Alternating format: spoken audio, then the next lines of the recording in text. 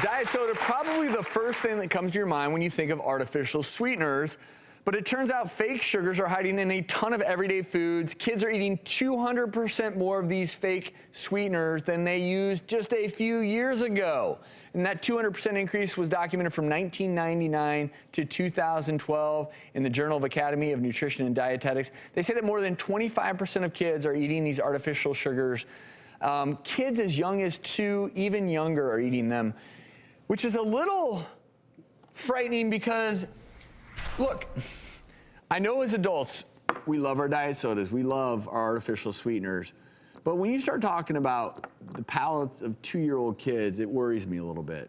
Well, you're manipulating their palate and their expectation for sugar and the taste of sugar, and that can alter your entire insulin metabolism and lead to weight gain and diabetes later. And what concerns me most of all is that these are, it's in the word, artificial, right? So and it's packed into so many foods that you're not even suspecting have them. You know, most of the time, if you read the ingredients and you get a nice whole wheat muffin, it won't necessarily have it in there, but we actually went to the market and we found whole wheat muffins that had sucralose in them.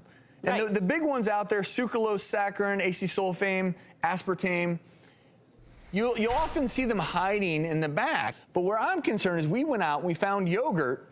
The label said aspartame-free, trying to brag about being artificial sweetener-free, but then it had acetylsulfame, potassium, and sucralose. So it actually was trying to tout itself and use 2 different It's a bait and switch. Right, and it's like, oh, no, but this one's great for you.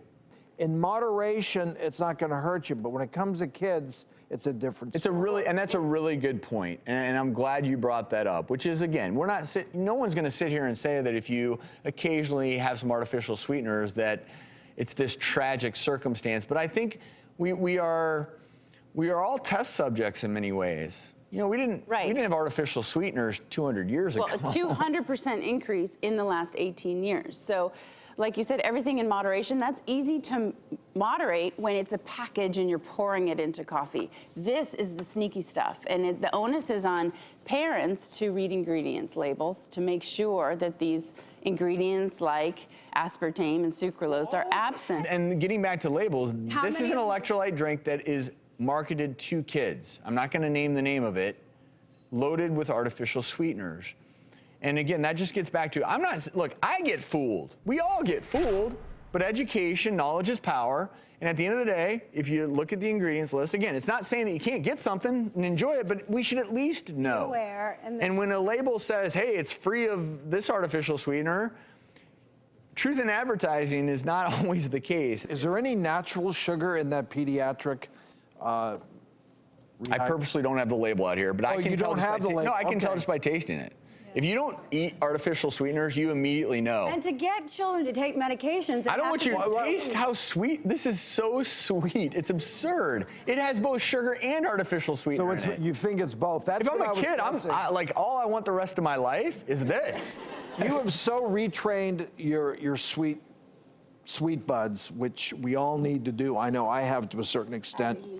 When something is so sweet and you don't like it anymore. I drank 1 to 2 diet sodas every shift the first number of years I was hosting this show. I used to drink diet soda every single day.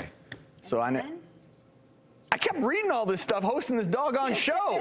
This show has changed my eating habits, and now I can't drink it. So we just don't know in 10 years so good. how that little glass is going to affect you. Take it away.